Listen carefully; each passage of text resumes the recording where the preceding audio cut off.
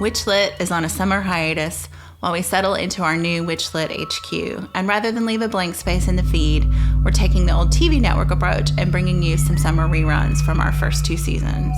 Today's re-release is my conversation with Margaret Killjoy. We talked mostly about her book, A Country of Ghosts, and about her Danielle Caine series. Since our conversation, she has published 2 new books, We Won't Be Here Tomorrow and Escape from Incel Island. She is also busy with 2 podcasts, Cool People Who Did Cool Stuff, A History of Organizers, Activists, and Anarchists, and Live Like the World is Dying, a podcast with rotating hosts talking about community preparedness. Welcome to Season 2 of WitchLit, a space to talk about the craft of writing and writing the craft. I'm your host, Victoria Raschke, author, publisher, witch, and nosy Scorpio. Margaret Killjoy is a trans feminine author, musician, and podcaster living in the Appalachian Mountains. She is the author of A Country of Ghosts, as well as the Danielle Caine series of novellas, and is the host of the community and individual preparedness podcast, Live Like the World is Dying, and the history podcast, Cool People Who Did Cool Stuff. She can be found on Twitter at Magpie Killjoy. Margaret Killjoy, welcome to WitchLit. Hi, thanks for having me. I am so excited to have you on the show. And we talked a little bit beforehand, and I'm just excited you're here, and we'll try desperately not to fangirl. So, but our first question for everyone, because we're mostly a podcast about writing, is why write? I've kind of just always wanted to is the biggest part of it, or I've always sort of done it. I got really lucky in that my dad, he doesn't publish his fiction, but he writes fiction. And I always grew up with fiction around, lots of books around. And then I kind of have been one of these people where if I engage with something as a spectator, I also really, really want to do it myself. And so I don't know, I grew up reading a lot of books, and I was just kind of I'm going to write books at some point, and then, well, I don't know. And then I would do it to sort of entertain myself or entertain my friends with I kind of came up in a DIY zine publishing world. And so I would just write short stories and make them into little pamphlets and give them away and stuff. I guess it just kind of built up from there. Mm-hmm. I mean, I think I was thinking about this question for you specifically because you write fiction, you write nonfiction, you also podcast, and you write music. So it's how do you decide when you're working on something, which bucket that goes in? Where does an idea go for you? Yeah. Well, this is a podcast where it'll be easier to give the actual answer to that than usual. Because the actual answer is magic. Not that I magically decide, but rather that I perceive the work that I do, my art, through a sort of magical lens, as in I'm trying to cast these spells. I'm trying to have an impact on culture, and or even just give people aesthetic experiences, right? I want this emotion to be expressed. And so then I just think about what medium works best for that kind of, for the spell I want to cast, to get into cheesy, Dungeons and Dragons terms, I tend to think of it as writing has a really long casting time, especially writing novels, really long casting time, because it takes years to write the book, to get the book published, for people to actually read the book, for people who've read the book to internalize it and have discussions about it and process it and turn it to their own thing, because my goal isn't to self-replicate. I don't want other people to have my ideas. I want people to have their own ideas, and so writing is a really, really long casting time as compared to of the work that I do. Short essays or music tend to be the fastest, right? Those are the ones that hey, I have an emotion, and then I make a song about it. And then, if I can trick people into listening to it, then they get to have that aesthetic experience, or I get to transfer on that aesthetic experience much faster. And so, yeah, I think about it from that point of view. I even, it's kind of awful. I'm getting back into writing longer fiction again, slowly, but I kind of stopped for a while a few years ago. and moved back more towards short fiction and more towards music and podcasting in particular, because of that faster turnaround time, because I felt like we were in such a crisis mode that I was like, I don't have time to write a novel about the end of the world. It's the end of the world, I'm going to write a podcast about the end of the world instead. And lo and behold, it's never actually the end of the world until it is. And so now I'm back to like, all right, I could probably get a novel out sometime soon. I like it. So you mentioned that you started out writing zines and short stories and that. Mm-hmm. So how did that morph from like writing zines and short stories to then like more traditional publishing? So I was writing zines, and then I got into steampunk in like 2004, before it kind of became what it became, for better or worse, a little bit for worse from my point of view. And I don't even remember. It was like 2006, 2007 or something. I was like, I'm going to start a zine about steampunk. I'm going to call it Steampunk Magazine. And so I started a magazine called Steampunk Magazine, and I had no idea that steampunk was like about to blow up. And I don't really think I helped it blow up, but I was like in on the ground floor. And so that meant that the stuff I was publishing got a lot more attention than it would have otherwise. Right. It got picked up by Cory Doctorow's blog, Boing Boing. Well, it's a lot of people's blog, or not even really a blog, website, whatever. And it was my first experience with like a wide readership. And I was an editor more than I was a writer, although I would slip my fiction in under other names sometimes. And actually the first issue I wrote probably most of, because I didn't know anyone. So I just wrote it all under a bunch of different names, because that's the way I used to do things when I was a 25-year-old punk kid. And I didn't really stick super long with steampunk. I mean, I did for a while, but I like the DIY-ness of it. I like what it can offer about like anti-colonial critiques and things, but the culture that grew up around it wasn't quite my thing. And so I kind of stepped away from it. Also felt sort of aesthetically limiting to only focus on that. Although I would say that my first published book is a choose your own adventure book called What Lies Beneath the Clock Tower. And that's like pretty steampunk. And I like that book still. I don't know why I'm being so defensive about steampunk. I think I have very complicated feelings about this. And so I did that, but that's still me publishing my own stuff. And then I started working on a nonfiction book. I didn't think it was going to be a book. I thought it was going to be a collection of zines, because I wanted to interview anarchist fiction writers. And I started off by writing Ursula Le Guin. And I wrote Ursula Le Guin, and I was like, hey, I'm a young anarchist fiction writer, and I want to find out why write fiction? Like, what does this mean? And she wrote me back and said, yeah, I'd love to be interviewed. And so I did an interview with her, and it was actually by email. I didn't meet her in person until a bit later. And then it was really easy to find other people who wanted to be in it, because I had Ursula Le Guin in it, and everyone like Ursula Le Guin's like the main person I fangirled for, I guess. Rest in peace. And so I went around and interviewed other fiction writers who identified as anarchists about what social change, radical social change, and fiction have to do with each other. And a friend of mine worked at the cooperatively run, worker-owned anarchist book publisher, AK Press, my friend Kate. And she said, this should be a book. And I was like, oh, I can't write a book. I'm a 26-year-old punk kid or whatever, however old I was. And she was like, why not? Why can't it be a book? You can do anything you want, And so I made it a book. They made it a book, really. And that was my first book, and it was about fiction. And then even then, I still kept self-publishing and shit. I actually made my own worker-owned publishing collective called Combustion Books that published What Lies Beneath the Clock Tower, and then published A Country of Ghosts, my first like linear fiction book, because Clock Tower is non-linear. And then after all of that, I started seeking mainstream publishing.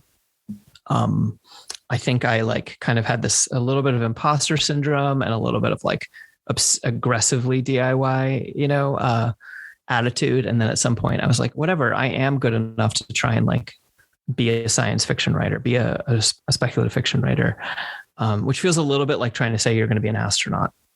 It just seems like this impossible thing where you're like, because so many people want to do it. But then I realized it was kind of like saying you want to be an astronaut when you're like already in the Air Force and like have been working at it your entire life or whatever. So this is not the short version of the story. So then I went to the Clarion Writers Workshop. I didn't expect to get in. The Clarion Writer Workshops, there's two of them, Clarion and Clarion West, and they're incredibly competitive. They have a low acceptance rate. And I had applied once and actually been rejected. And then a couple of years later, I applied again, and it was like kind of hard financially for me to apply at that time. I was living in my van up in the Pacific Northwest. And I sold my first short story, a story called Invisible People. I sold it. It's about anxiety disorder and hackers and squatters. And I sold it to an anthology called Accessing the Future, which is like disability and science fiction. And I basically spent that paycheck on my application fee, or a chunk of it on my application fee for Clarion West. It's like, okay, I'm going to take this gamble. And I was driving away from the Northwest. I was like in my van, stopped at a rest area, like sleeping on my bed in the back of it. And I get a call from Clarion West, and they're like, you got in. And I think I said, holy fuck. And I didn't ask you whether I can cuss on your show. I'm sorry. We haven't. You're good. Great. And so I said, holy fuck. And then the person who called me thought I said like something like mean, like, oh, fuck, or something, you know? And she was like, what? And I was like, no, I'm just surprised. And so I got in to Clarion West, and I scraped and scrounged and I called all my clients. I was a freelance designer, and was like, please give me every job you can, you know, I'll do discount rate. Just give me all of the freelance work. My van broke down, and I was like, whatever. And I like left my van in my friend's front yard in Raleigh, North Carolina, to like go take a combination of like Amtrak's and borrowed rides and stuff to get out to Seattle.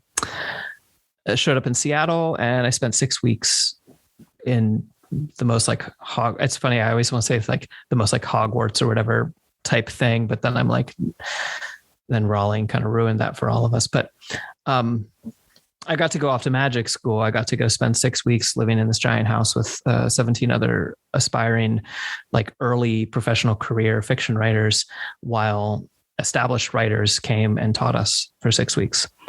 And it was absolutely life-changing. It was life-changing. I already felt like I was writing at a good level, but the amount of information that I got in 6 weeks just really took my writing to the next level. Mm-hmm. So I'm a bit of a, like, I know people have a lot of issues with the workshop model for fiction writing, and it can be kind of elitist, and it isn't always accessible to everyone. I think that at least the Clarion West folks, is the only people I have any communication with, are trying to address those concerns as best as that they're able to, but it will never be perfect.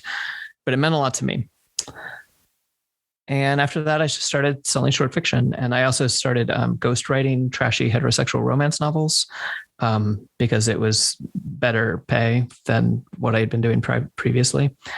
And I did that until, I guess I'll just finish my saga of it, until my first professional sale of a book was to Tor.com, which is legally distinct from Tor, but is the same thing as Tor by most practical understandings of the word. And they bought a novella that I wrote called The Lamb Will Slaughter the Lion. And kind of at that point, it was just sort of like, I wasn't like done. That's just like the start, right? But at that point, it was like, okay, I leveraged that to get a literary agent. And I've published a few books since then. And then, I have a short story anthology coming out later this year. And that's how I got started writing. Yeah. No, that's a good story. And so A Country of Ghosts, you published first, and then AK Press published it, correct? Yes. So Combustion Books published it in 2014, and then AK Press did a reissue in 2021 because, it was kind of ready for a new audience. It's kind of interesting to me. In my head as a kid, I was always like, well, the book's out, so if people want the book, they'll go get the book, but like the actual act of releasing books, to tie everything back into magic, it's like it's this, hey, look at this energy that you're trying to draw towards stories. And I don't hate the cover I did for the first edition, but the second edition has a fantasy city painted on it. And I've always wanted a book with a fantasy city painted on it. I'm probably going to write a book with a dragon in it, literally just to try and get a book with a dragon on the cover at some point in my life. And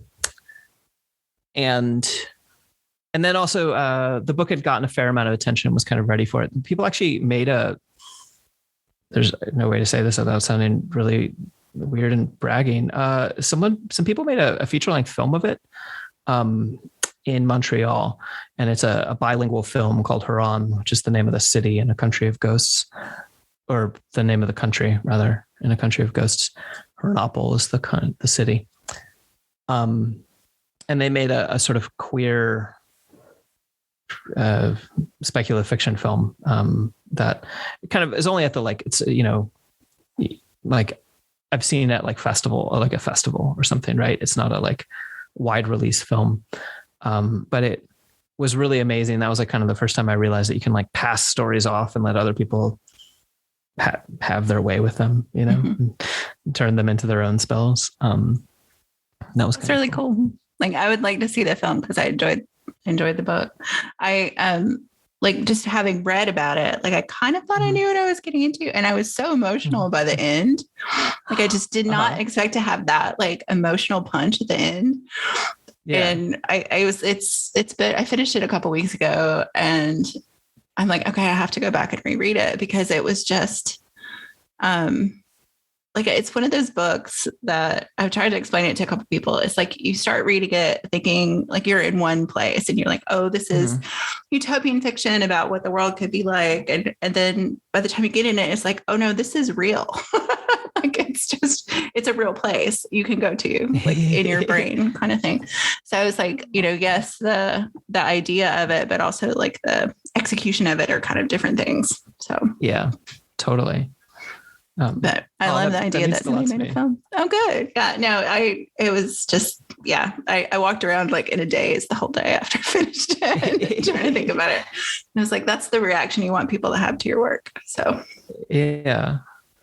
Awesome. Yeah. And I don't know, that one was, it was interesting. I don't think I expected it to go so emotional when I first started writing it, and then, but when you're writing about conflict like that, it just felt like the honest direction for it was just to take it in that emotional direction. Yeah. And I think for folks who haven't read it, there is basically a war at the center of this book, even though it is this side, kind of utopian fiction. But yeah, just the realness of those relationships between the people in the book and what fighting in a war does to you, whether you choose it or not, it's all very well. It's just well executed, and you feel those emotions those characters are going through in the deepest way. You feel like your own friends have died. So, yeah, which is, I don't know if that means to recommend the book or not, but yeah, it was something that I really consciously. I'm gonna pretend like that was question mark at the end and yes. Explain that. Is that yes. Okay? I feel really haughty talking about no. But I guess that's the point of being on that podcast. Yeah, no, it's the point. So I was thinking, I was like, okay, I'm going to write a war book, right? A Country of Ghosts is a utopian book in that there's an anarchist country with indistinct boundaries because they're anarchists. They don't really want a nation state, but they're being invaded by a colonial force. And then they have to kind of get over a lot of their differences. They are organized. Anarchism is not lack of organization, but they got to get their shit together and defend themselves. And deal with a lot of interpersonal conflict and some social level conflict in order to do so. And I was like, okay, but this is a book about war. And it's a book about war where I think people are very justified in going and solving problems with violence.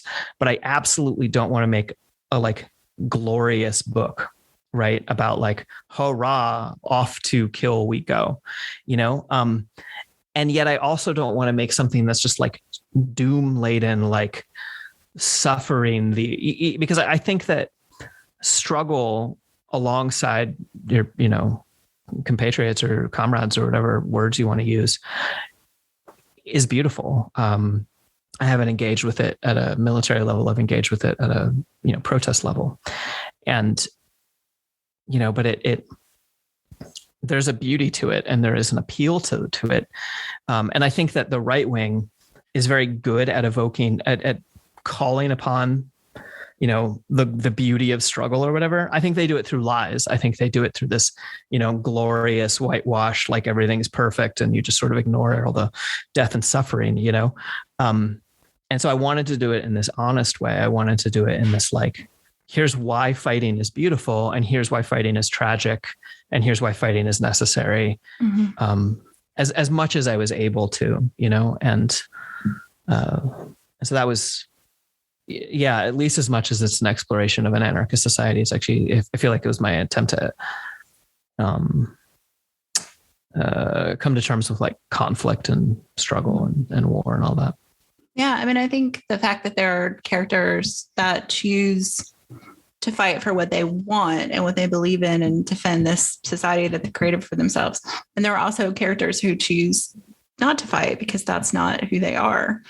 And I mean, it is a really different exploration of those ideas. And so, but it's also the thing that was interesting is reading it back to back with the Danielle Caine books is it's so different because I'd read the Danielle Caine series first, which really is more, I mean, they're both speculative fiction in their way, but I would say like in some ways, the Danielle Caine book is more fantasy oriented because it does have what I refer to, we've talked to you about on the podcast, is like special effects magic. It's like you have this idea as practitioners or witches or whatever of what, real magic looks like, and then what fantasy magic looks like. So this one has more of that element to it.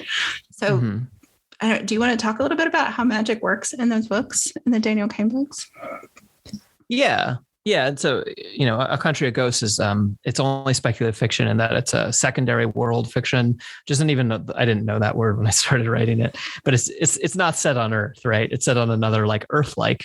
And in this case, it's set in like kind of a turn of the 20th century, like late 1800s kind of level of technology and stuff. The Danielle Caine books, for anyone who hasn't read them, are books that follow a hitchhiking woman named Danielle Caine, who's kind of in her late 20s, I think, and getting tired of being a traveler and wants to kind of find a place to settle down, and is also off trying to solve the mystery of what happened to her best friend who killed himself. And so she ends up in this squatted town. And so in some ways it presents a similar sort of utopian setup, but in this case, the squatted town, which is not actually like, to a lot of people, it reads as like post-apocalyptic. I kind of meant it as like now-ish, like now plus 5 years or something. And there's a squatted town in Iowa that they've renamed Freedom, Iowa. And their town is being protected by a demon they summoned, named Ulixi, who I have tattooed on my arm because I'm weird. And all the characters in the book have Ulixi tattooed on them, even though he's kind of a bad guy. Well, he's completely neutral, but people using him is bad, which is the whole point. Whatever, that's the moral of the story anyway. And our protagonist does not know that magic is like quote unquote real until they show up and they're like, oh no, there's literally a 3-antlered blood red deer that's running around eating people. And that's like the moment of like magic is real in that book. And,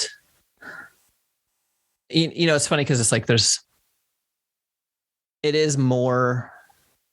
like more magic than I believe in, right? I don't believe in special effects magic to any appreciable degree. Although I would argue that like shit we do with science isn't the furthest thing. I mean, I don't know. I actually don't want to argue that because I think magic is less about like the effect you create and more about the process you use to get there.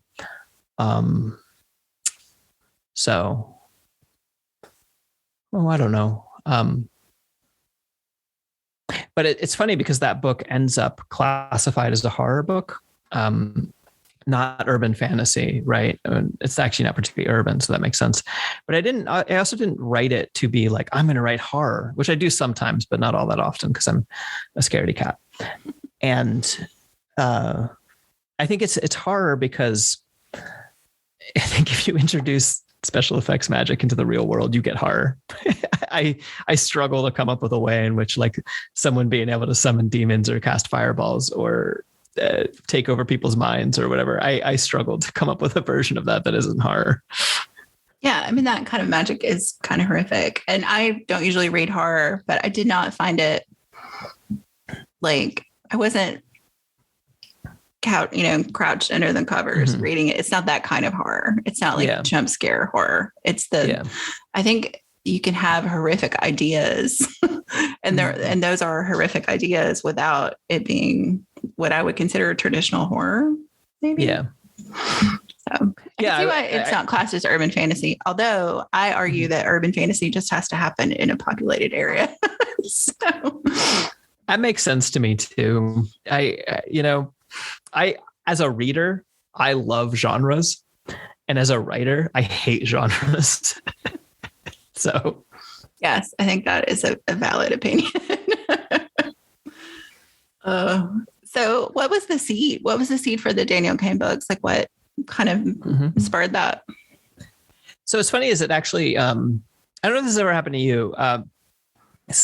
When I finished A Country of Ghosts, I just kind of kept writing.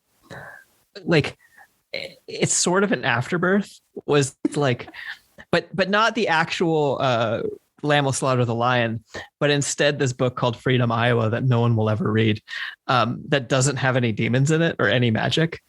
And it's just set in the town of Freedom, Iowa.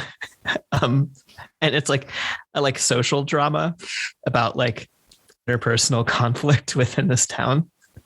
And so basically I finished A Country of Ghosts. I finished writing A Country of Ghosts. And then I just like was so much in the habit of writing because I go through cycles. I'm not a write every day writer. I'm a write every day for 3 months, every 2 years writer, or a write every day for a week, once a month. I cycle in and out, And so I wrote this book. I think it was called Freedom. I don't remember what it was called. It wasn't very good. Like one or two people read it that I sent it to, and they were like, "Oh, okay, cool." And I should have been able to like pick up on that. And so I just put it down. And then my friend Diana Foe was who's an editor at Tor, was like, "Hey, I want a novella from you. I would love to consider a novella from you." And I was like, "Oh, okay, I got this one, but it's no good. It doesn't have any speculative elements." And so I just like sat down and I was like, well, what's wrong with this book? And I had since gone to Clarion West, right? And I had since kind of learned a lot about diagnostic tools with which to figure out and fix problems in story and plot. And so I sat down and I was like, well, it needs stronger conflict. And it probably needs a blood red 3-antlered demon deer that becomes the manifestation of power that everyone can struggle with. And then I had to completely rewrite it, right? There's not a single sentence in the finished book that was in the original book. Some of the characters are still there and some of the characters aren't. For like the funniest part of it from my point of view is that the protagonist in the original was actually a cis boy. And then Danielle is, I don't actually specify whether Danielle Caine is cis or trans, but she's trans, but I didn't even realize that when I was writing it. But I literally took my self-insert character Jimmy and turned my self-insert character Jimmy into my self-insert character Danielle around the time that I transitioned. So I don't know. I completely overhauled the story. This is a long version of the story. Again, I live alone, so I'm always excited to talk to a microphone during the pandemic. Yeah, that's how that story came to be. So we touched on this a little bit because you talked about using magic as kind of your spellcasting verge, but do you consider yourself a practitioner, and how does that play? Does that play in other ways in your work besides how you spellcast? Oh, it's so messy. I guess I would say yes, but in this way where like I have nothing but positive feelings about my friends who are practitioners in a more structured way, or in a way that draws upon traditions to a greater degree. But that's never super resonated with me. I think I've always seen my life, a lot of my life is this like long, slow crawl towards learning about the divine. or magic or the void, or I don't know, whatever. There's different names in my head at different times. And sometimes that looks a little bit more conscious in terms of practice. Mostly I would say, I guess I work with my dreams. I'm kind of capable of setting myself up to dream about certain things to try and figure out certain problems in my life. But I have found that through writing, I'm able to also kind of tap into stuff. And it's like I have a skeptic in my brain and a believer in my brain, and they don't really fight it out. They just coexist. And I'm kind of fine with that. I'm actually, I think cognitive dissonance is one of the like greatest treasures we have as humans. It's what allows me to exist within a capitalist hellscape world without like hating myself as a hypocrite every waking moment, and it's also what allows me to both essentially have this, like, I hate to use the word materialist, but this very like, well, yeah, I believe in science and I believe in, I believe in physics and all of that stuff. And I don't think that precludes magic. I think that science and magic are two different ways of trying to reach the same conclusions, or maybe sometimes different conclusions, but they're just different ways of gathering and using knowledge. So that said, when I give myself nightmares with my writing sometimes. And I've been chased by Ulixi, the demon deer, in my dreams. And I also have sleep paralysis. So my dreams can be like really intense because they're not technically dreams. I'm technically like awake and hallucinating. And I actually think it's when I'm sleep paralyzed that I kind of connect the most with the divine or the profane, or I don't know. Unfortunately, your audience is going to be better versed in this than me. I am lost in my own practice and don't have the vocabulary that is shared between practitioners. But I dreamt about Ulixi, and I was talking about it to one of my friends who does practice, and I was like, yeah, but I made up Ulixi, and my friend's like, but you didn't. Like you tapped into something that exists. And kind of by believing and by presenting that to the world, to some degree, you're open this door. And so it's a power that I like don't take as lightly as I maybe used to. And then I spent 2 years living alone in a cabin in the woods during the pandemic. I built I used to live in this black triangle A-frame witch house that I built in the forest. And then it was totally fine when I lived there before the pandemic and I interacted with humans, and then I stopped interacting with humans and I just lived in this cabin. And then I was talking to plants and animals and kind of just losing my mind. And I feel like I learned a lot. It seems like that's an interesting experience to have after you've basically summoned your own demon. Mm-hmm. Yeah. Well, Ulixi never visited me at that house, but oh, this is funny. This is going to be, I don't think these stories have been for public consumption before, dear listener. I instead summoned this witch that I call the Witch of Pine because I don't know, man, it's really funny to just tell these stories that I usually kind of keep to myself or tell my friends because I'm not in a community of witches. But I was driving home I just played some Halloween cover band show. And I was and it was kind of goofy. We played a Garth Brooks cover show where we were playing Garth Brooks songs, but as a goth band. And then as we're driving home, I'm going to get home and I'm going to go to my harp in this barn in the forest with no electricity, where I was living at the time as I hadn't finished building the cabin. And I was like, I'm going to go to my harp and I'm going to play a song with the lyrics. I call thee witch of hemlock. I call thee witch of pine. And I have no idea why. I go home, I write that song. I do think more about it, but I don't overthink it. Right. And then while I was living in the cabin, I started having these dreams about a sort of ageless woman who would kind of wander the woods near my house. And then eventually kind of started talking to me and would talk to me about the way that I was choosing to interact with the land and whether or not I was doing it in the best possible way, and offered suggestions. a little bit judgmentally. And I don't know, it's completely possible it's all just some dream shit, but it doesn't matter to me whether it was just dreams, you know. It I don't know that your brain knows the difference anyway, right? Yeah, totally. Yeah. And what is reality but was we present it through our brains, and that gets into all kinds of philosophical questions about idealism and blah blah blah that I'm only like halfway versed in. But yeah, I would say I know just enough to be dangerous on that topic. So when you do write, when you have your writing spells, like, do you feel like there's a ritual around that, or are you just like, this now is time to write, I'm going to sit down and write? I guess, are you precious about that time when you are writing? Yeah. I was about to say, I try not to be precious about it. I try to treat writing as a blue collar thing. Like, I try really hard. The people who I look up to the most tend not to treat writing as precious. I also believe as an artist in the more stuff theory.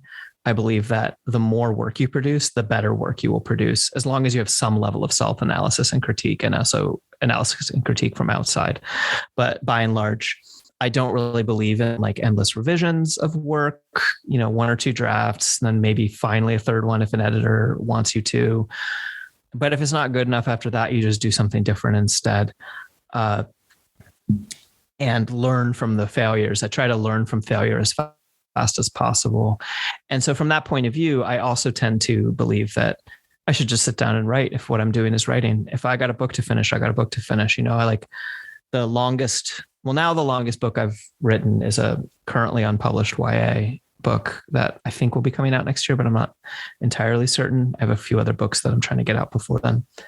But for the longest time, the longest book I had written was just one of these trashy heterosexual romance novels. And I had to write it in 3 weeks because they gave me a month, but the whole thing felt so scammy that I waited for the check to clear. And then I only had 3 weeks left. And so then I sat there and wrote for like, I don't know, 8 to 10 hours a day without breaks or without days off, and listened to stoner metal to obliterate my brain. Actually, the same album over and over again for like a week. And I just like lost my brain and wrote a trashy romance novel and got paid and used it to get a new computer because mine was broken. And, you know, and I'm proud of that.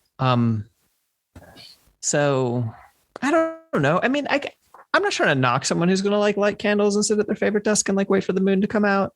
But like, to me, that's like what you do for like a bath, you know, or like, that's what you even do for like dinner, you know, that's what you do for different experiences than writing. Writing is work. I don't go out to the wood shop and be like, before I can work on this instrument, I must like, I don't know, create the atmosphere.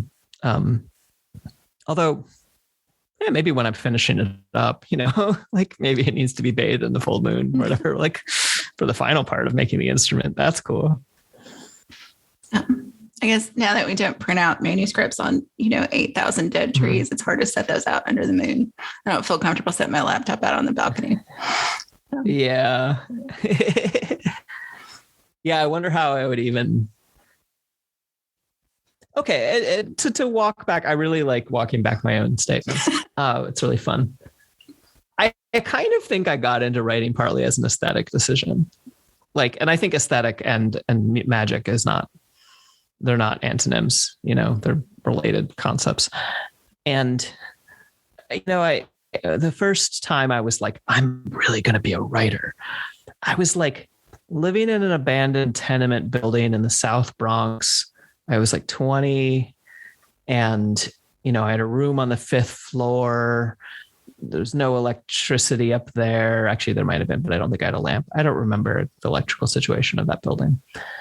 And there was like this old beat up roll top desk that was just already in this room, even though there was like a broken window and like a mattress on the floor. And I drank too much cheap beer back then and stuff. And I didn't have a computer, and I just like sat down and hand wrote these like really terrible stories, and so it was less the like ritual of this ritual is going to infuse my work. And it was more the like, I'm going to invoke me. I'm going to bring me out. I'm going to create the person I want to be. And the person I want to be is a pretentious artist, who's like likes pretty things and is like, really prefers to find pretty things in desolate places, and rather than through like wealth or whatever, you know. And do you still think of yourself as a pretentious artist? People like to call me a pretentious artist, but then I looked up the word pretentious and I determined I am technically not pretentious, because in order to be pretentious, you have to be kind of faking it. And I think that there's like a certain amount of, I don't know. It's not my favorite thing about myself that like a lot of people are like, there's Margaret. She's always like lost in her own world of whatever thing. And there's a certain amount of self-importance involved in being a creative. And I think it's complicated, because I think on some level that's necessary, because you need to be able to say either I think I'm so great that people should read me, or I don't care what other people think. I want to make this thing. You know, you need to be in one of those two positions. You can't be I really care what people think and I'm worried I'm not good enough. That's a really bad way to succeed as a writer. Mm-hmm. And that kind of sucks, because that cuts out a lot of people who probably have really more important stories to tell. But I also think a lot of the best creators kind of live in their own fantasy worlds, and they kind of create their own, you know, complicated narratives that interact with each other, even if it doesn't tie directly into the book or the album or the movie or whatever it is they're making. You know, I think most of the best creatives develop their own artistic language over the course of their lives and continue to work with that. And that is a self-indulgent thing to do. You could probably pull it off to be collectively indulgent and create like a writer's circle that does the exact same thing. And that's cool too. But it also gets really messy, because that same drive towards living in your own fantasy world and then showing it to people creates really bad people sometimes. You know, it lends itself to thinking like there's a difference between like, I think my work is important and I think that your work is important. And I think that his work is important. And I think that their work is important. You know, I'm personally currently advocating for my own, but tomorrow I'll be advocating for hers, you know, rather than like, I'm so important and other people aren't is where I think it starts to go bad, or other people should live in service of my ideas, which is also complicated, because that's what you do as an artist beyond self-publishing is, you know, I think about the labor that goes into editing and publishing my stuff. And it feels like awful that I'm the only one with the name on the cover sometimes, you know? Yeah, I don't know. It's a messy balance. And I guess I'm trying to do the best I can, but. I do think that idea that you have to walk this line between having imposter syndrome to not be a bad person, and then to also like believe in yourself enough to actually put it out there in the world and let people think what they're going to think. It's a weird space to be in. And I still have moments where people are like, oh my God, I can't believe you published a book.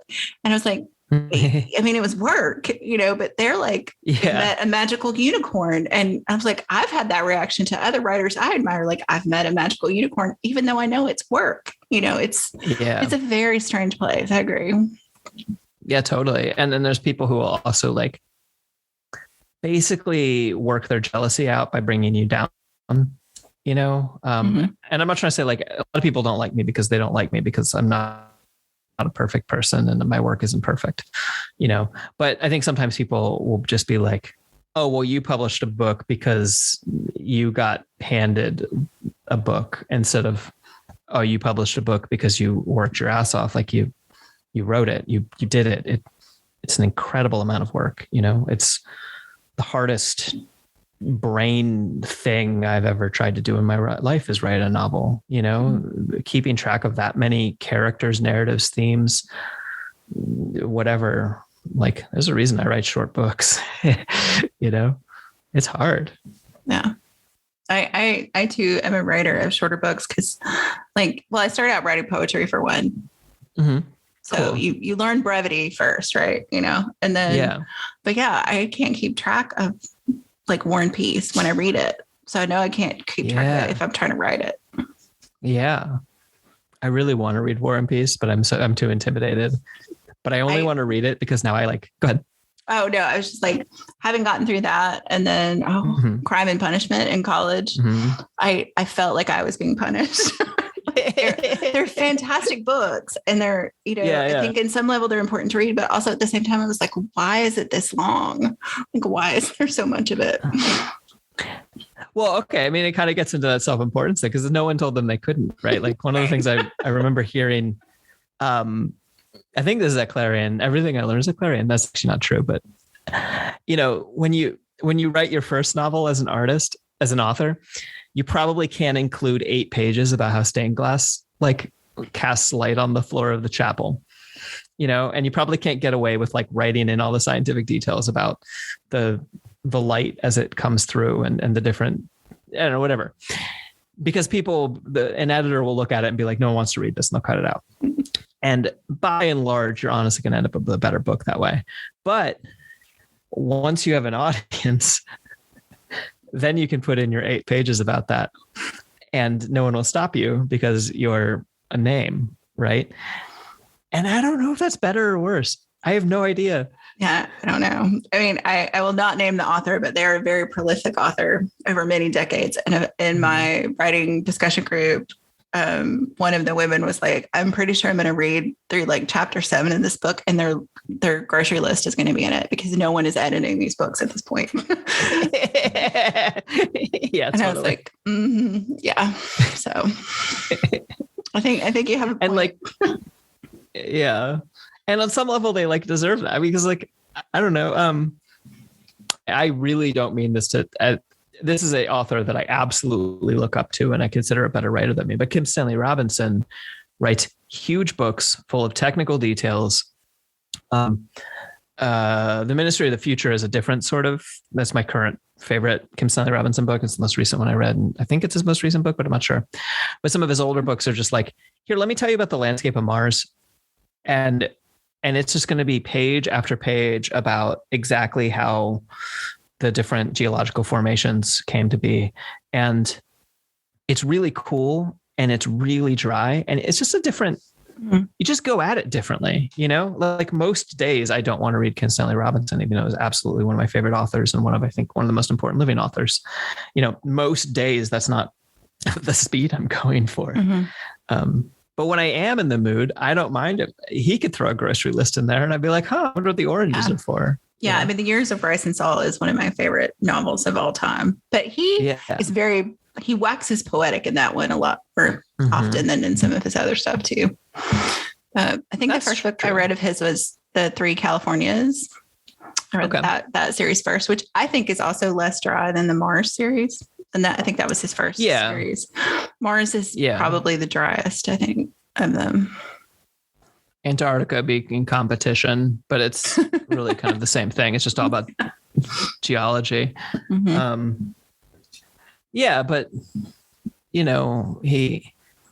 I read The Years of Rice and Salt while I had a really bad fever and couldn't get out of bed.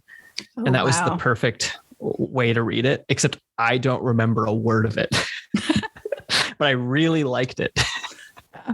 It has a special place in my heart. My partner, my husband, and I read it. I read it and then I gave it to him when we were dating to read. And we both just got obsessed with it. So that's cool. Yeah. So it's like our book in a weird way. I didn't know people could have an our book, but apparently we have an our book. So yeah. I think I've had an our book with people. I definitely had like our author, although no, that's not true because it's usually Ursula Le Guin with whoever I'm dating. So I guess it's not really special. It's like a collective thing. Yeah. Yeah. Yes, but you met her, so you have a little leg up there. So yeah. I like that. But then I don't know. It's just always funny to be like, oh, I live in a writer. Like when you realize that authors are just people and you can like meet them. But then it's like, if you assume, I don't know, whatever, it's weird because you don't want to just like go accost Kim Stanley Robinson on the street and be like, hey, you're just a person, talk to me. Cause that's just, that would be rude. No one wants to talk to a random person on the street. Right. Yeah. But like when you actually meet people through like a professional environment or whatever, you're like, oh yeah, you're a person. You're just you know, I mean, it's a nice guy. Low key why I started the podcast. So, I mean, I just told you I got my start by interviewing authors. So, you know, it's a good plan. Good plan. So you talked about Clarion, which I'm fascinated. I hadn't heard of it before we talked earlier, but I had listened to a talk you gave at the Durham Library a couple weeks ago, I guess, and you talked about it there, but I hadn't heard of it before that. But I mean, that sounds like a formative experience, obviously. But in that, like, do you feel like there was something you took away, like kind of like if you were going to give someone like a crystallization of what that work looked like what you took away from that? I think that writing is a craft as well as an art, and the craft absolutely can be learned in the same way that you learn how to build a house. And people will knock formulas all day long and then live in a timber framed house or a stud framed 2x4 framed house. And every house is very different from ideally every house is very different from other houses. Clearly, we've all seen the examples of McMansions or cookie cutter novels that are the same as every other novel. But by and large, if you build a house, it's not going to come out like other people's houses, and it's going to be unique, and it's going to have its own value. And then sometimes, even if it is exactly the same as the house next door, the family that lives in it, it's their house and it means the most to them. So, you know, there's this quote that I don't remember who's by, which is actually great for what the quote is, which is that masterpieces are great for the dead, but they're not great for the living. Because we want to create these things. We want to create our own culture. And so even if you write a cookie cutter book, the person who reads it, it might not be cookie cutter to them. I think about this all the time when I watch like a YA series, or like if I'm watching TV and it's like a YA TV, I'm like, I've seen these tropes a million times. And I'm like, well, I'm 39 fucking years old. You know, someone's watching this for the first time. And maybe when I watched E.T., I don't know, actually, I'm trying to think about the one with the robot. There's like a robot movie when I was a kid, Short Circuit. You know, I loved this movie as a kid. I don't remember anything about it. It might have been tropes that adults were rolling their eyes at, but I didn't care. I was a kid, you know, and we get to discover things and do things on our own. And so it doesn't matter if it's been done before to a large degree. Like, and I actually think magic actually ties in really well with that, because it's almost like I invented something. It's like, well, that guy already invented it. And I'm like, yeah, but so did I, you know? And you don't get like the social points, right? You can't leverage that for power in society. If I write the same book as someone else, I shouldn't get like social points for that, but it still might be meaningful to me. I'm not saying go out and like literally copy point by point someone else's book, but this is kind of tangential. But what I feel like what I learned at Clarion was like how to build a stud framed house, or maybe even like why it's okay to build a stud framed house, because you learn that you're still building it to your own blueprint, and you're still filling it with the furniture and the decoration that you want, and it's still being occupied by a new family. I like that analogy of the house in the book a lot. And I do think, I don't know, I think this is Neil Gaiman, but I never say it exactly the way he said it, but just that, you know, you are the only person who can tell the story you're going to tell, like, because it's like you've picked up all these pieces from what you've read and done, and, you know, your life that you've lived. So it's always going to be a little different, even if it is telling a similar story. Yeah, totally. And honestly, like, I don't actually really listen to much punk music. I listen to pop and goth and metal and a bunch of other stuff. I sometimes listen to punk. But the thing I love about punk, and why punk as a subculture was so important to me when I was younger, is that it tells you this. It tells you, like, it doesn't matter if your band's good. Just go out and be in a band. And then bands that are really good, we're going to kind of hold them up higher because they're better and they rule, and we want to go see them, and we want to have the aesthetic experiences that they're offering to us by the spells they cast. But there's also a really good spell at that basement show down the street with like some 15-year-olds who don't know how to play their instruments, you know, but it's loud and it has an energy to it that we all need right now or something. And I don't think that punk is anywhere near the only musical subculture that does this. It's the one that was available to me in my own experiences, basically as a white girl. And yeah, and I think that we need that with books too. We need to not be afraid. Like don't not write a book because you're not as good as Kim Stanley Robinson. Like no one's as good at being Kim Stanley Robinson as Kim Stanley Robinson is, you know? So just do your thing, and then I don't know, maybe people will hold it up really high, and then maybe some people will like it. And hey, if you learn how to enjoy it while you write it too, you know? Yeah. Do you think about what success looks like for you as a writer? I mean, do you have an idea of what success is for you? Yeah, I guess it's a scale.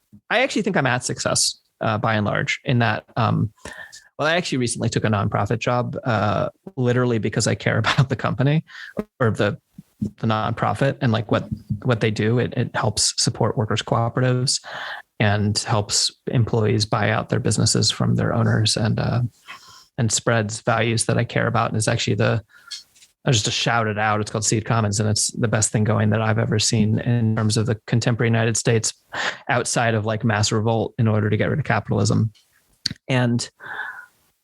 But other than that, I was surviving as a creative professional, and surviving as a creative professional feels like success.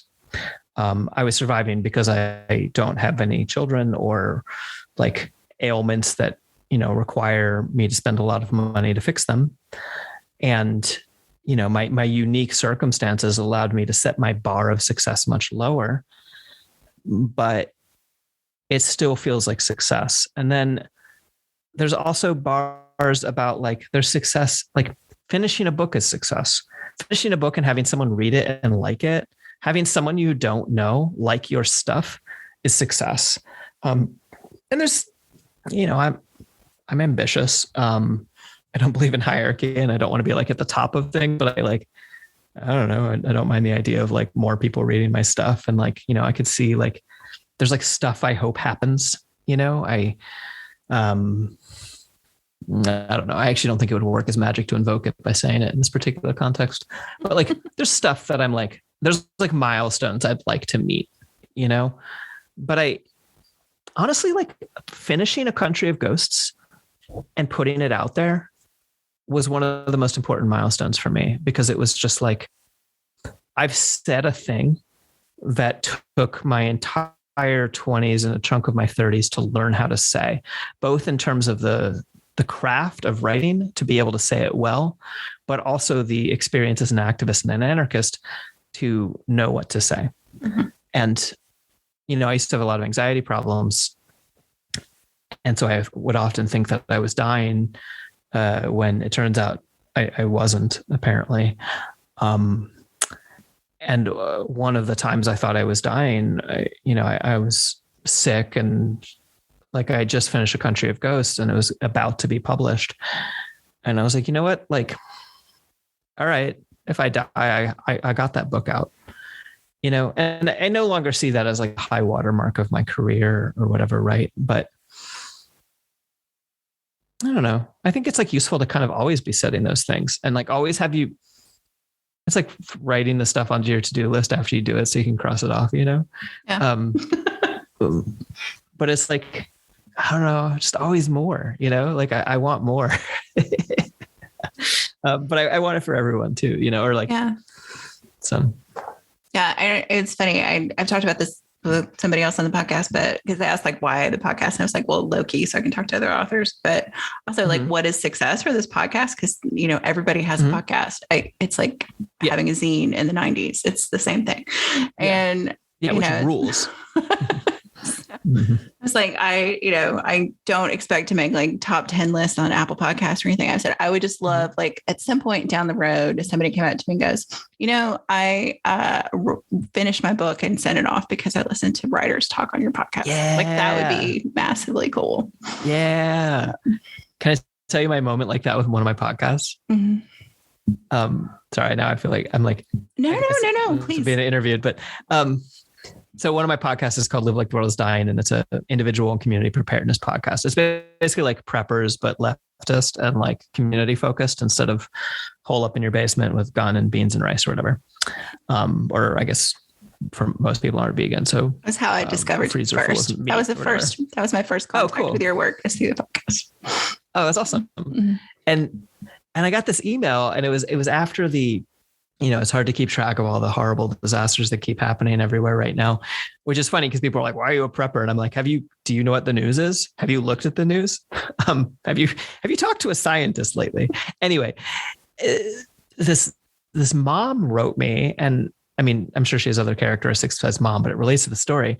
And she was like, my son was living in a basement apartment in Texas, and I sent him an emergency kit based on hearing your podcast.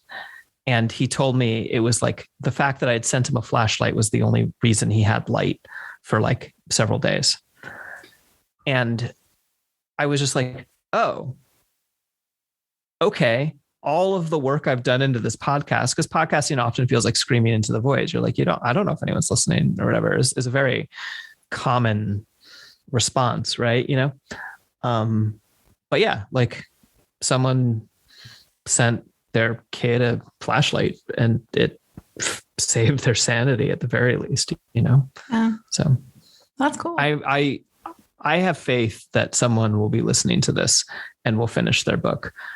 And if you are listening to this, you should finish your book and send it off, because that is a very important part of writing, is finishing things and sending it off. Email Margaret and I and tell us that you did it. Yeah, totally. And if nothing else, just think of it as like fail faster. If you're a new writer, and now I'm just pretending like I'm talking to new writers, but your job as a new writer is to fail faster. I like it. And you don't know if you've failed until you've sent it off. So do it and then send it off. Yes. So we have a game of chance at the end of the podcast, which I know I say in the questions and you maybe not get a chance to look at them.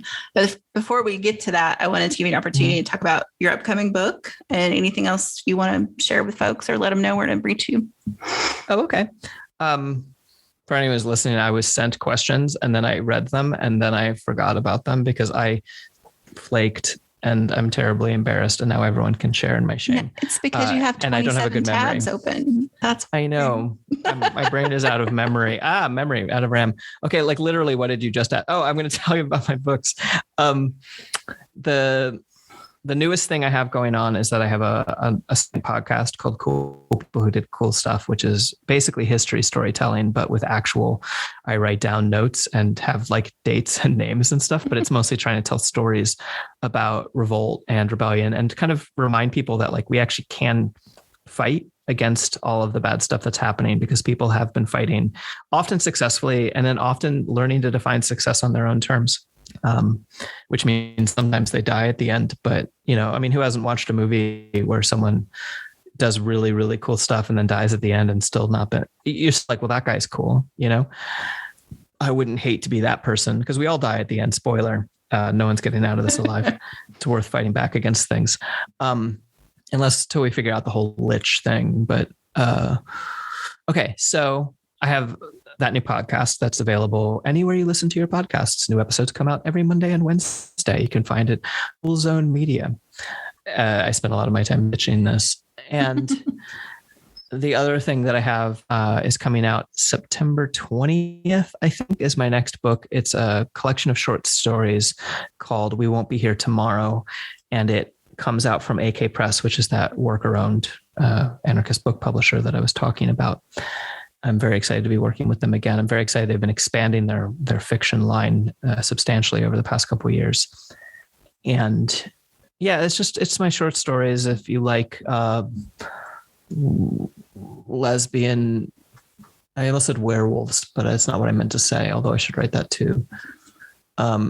Lesbian mermaid and who a thief feeds men to, or squatter hackers, or like different weird activists and people who dress up like orcs and go live in the woods and fight other people who dress up like orcs who are Nazis.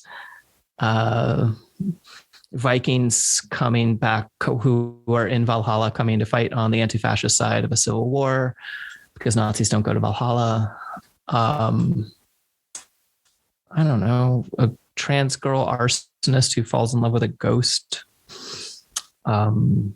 Shit like that. I write shit like that. And you can read shit like that. And it is not available up for pre-order yet, although it might be by the time this comes out. I think it'll be up for pre-order sometime in the middle of June. It's called We Won't Be Here Tomorrow. Oh, and I'm started yet another worker run. I didn't personally start, well, I started originally, but there's a worker run cooperative publisher that I'm now part of that actually is looking for fiction submissions. We pay slightly less than professional rates. We pay $200 per story, which is not, I guess if you wrote a really short story, it'd be professional rates, but don't do that to us. And it's called Strangers in the Tangled Wilderness. And we put out a new zine every month that if you support us on Patreon, we'll mail it to you anywhere in the world. And we also put all of our stuff up for free. And we're not just looking for fiction. We're looking for memoir and would love to do stuff about like radical witch stuff. If anyone listening to this wants to get in on that, tangledwilderness.org has all of our writers' guidelines. And that's a small, scrappy worker run cooperative that I'm now working on with people.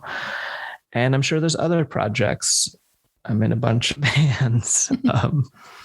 The witchiest of these bands is called Feminazgul.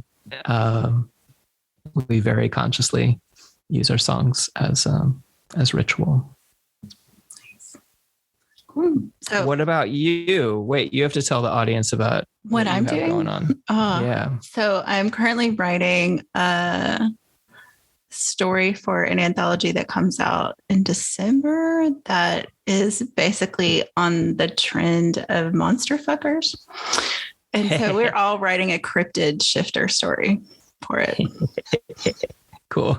Yeah. So that's what I'm currently working on. And I'm also working on a novel that I hope to be the first in a new series that is a woman who can channel dead artists. Oh, that's awesome. So, yeah. Do they want to be? And I won't ask you this. They want to be, but she doesn't want to be. Oh, cool. Cool. Oh, yeah. No, that goes very well with the whole artists are kind of self-important thing. Right. Like, no, we got to do even more. It doesn't matter that we're dead. Yes. Make us more famous. Yeah. When you said that earlier, I laughed because I was like, oh God, that's the book theme. Cool. So that's what's going on right now. And I started this podcast, which, this will be toward the end of season 2. So cool. Which is cool. So yeah. So our game of chance for everybody is I roll a die, and if you, depending on what number you get, I will ask you questions we're not supposed to talk about in polite company question. Ooh. So it's death, sex, religion, politics, or money. And then if I roll a 6, you get to pick which one you want. So okay. Yeah. So this is our tiny hook for the podcast. So. Okay. For politics, which I feel is kind of what we talked about the whole time. It is weird because I'm like, this is what the podcast is actually about. And then we have this extra singer on the end. So this politics, I knew was going to be a hard question for you because I knew that we would talk about that throughout the thing. So this one is kind of more about like reading and writing. So what 3 books on anarchism or witchcraft would you recommend to a newly minted anarchist witch? Ooh, okay. Oh man, I need like Jeopardy music playing as I think about this. There is, I'm like, part of me is like, oh, just go read A Country Ghost, but that's cheating. I mean, I would recommend that. But I can recommend it on your behalf. List. I will recommend it on your behalf. Okay, but I'm still not going to use it. I would tell, even though it's a little bit of a complicated pick, The Dispossessed by Ursula Le Guin is another anarchist society that is described in fiction, and it is described by a master of science fiction. And it is so anarchistic that it is intensely critical of the anarchist society within it. So it might not be a good, like, this is my first thinking about anarchism, but it's a very good, like, I have done a little bit of thinking about it. I would say go read The Dispossessed. And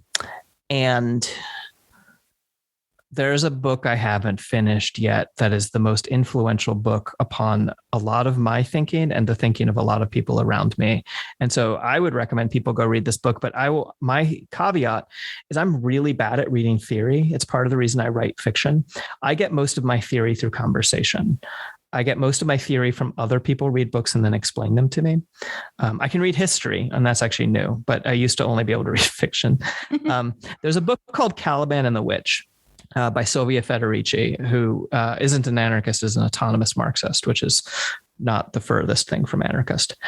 And there's some complications about more modern Sylvia Federici stuff that I really don't want to get into. But it's a book about how primitive accumulation worked against women in history.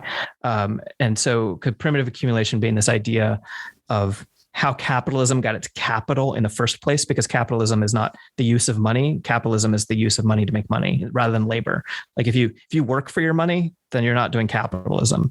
If other people do work for your money, you're doing capitalism. If you own stuff and then leverage it to make money, you're doing capitalism. But where did capitalism get that stuff in the first place? And the answer is colonization, by and large. It was the destruction of the globe and destruction of its peoples by going around and stealing all their shit. And this gets called primitive accumulation, which I kind of hate all the jargon, which is actually why I struggle with reading theory, is that I hate jargon. And this book makes the argument, as far as I understand, as it has been explained to me, because I have not finished it because I struggle with it. But maybe you don't, dear listener. It makes the argument that people, patriarchy in particular, goes and has essentially done this primitive accumulation upon from the work of women throughout history. So that would be the second book I would recommend. And I wish I had just I know people have written here's the Anarchy Witch books, and I just haven't read them yet. These are your recommendations, so it doesn't have to be that book. So yeah, okay. It could be fiction. It could be whatever it is. I always struggle. Whenever I'm asked for recommendations, probably every guest does this, but whenever I'm asked for recommendations, I just basically, my brain goes blank and I've never read a book in my life. So I would say, as another book, go read The Anarchist Expropriators, which is by, I think, Osvaldo Bayer. It's a really short anarchist history book about a bunch of bank robbers. It does not tell you that much about the history of anarchism, because the history of anarchism is not mostly anarchists in South America robbing people.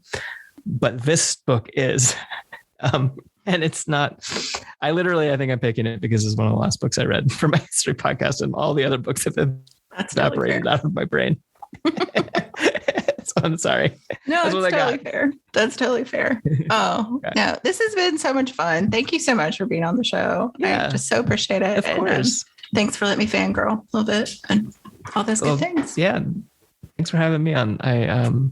I'll be curious if we get someone to send their book. I know, that would be awesome. Yeah. Yeah. So if they email you first, you have to let me know. Okay. I will. Perfect. Sounds good. All right. Thank you so much, Margaret. Yep. Have a good night. Bye.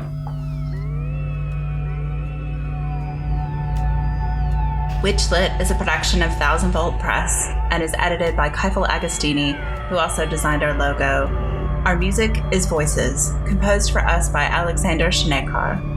You can support our work, get early access to episodes, ask your own death, sex, religion, politics, money questions, and get some free stuff by joining our Patreon at patreon.com/witchlitpod.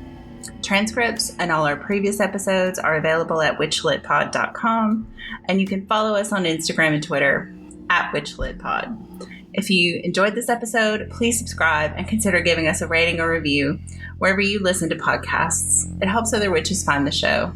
Thanks for listening and for reading witchy.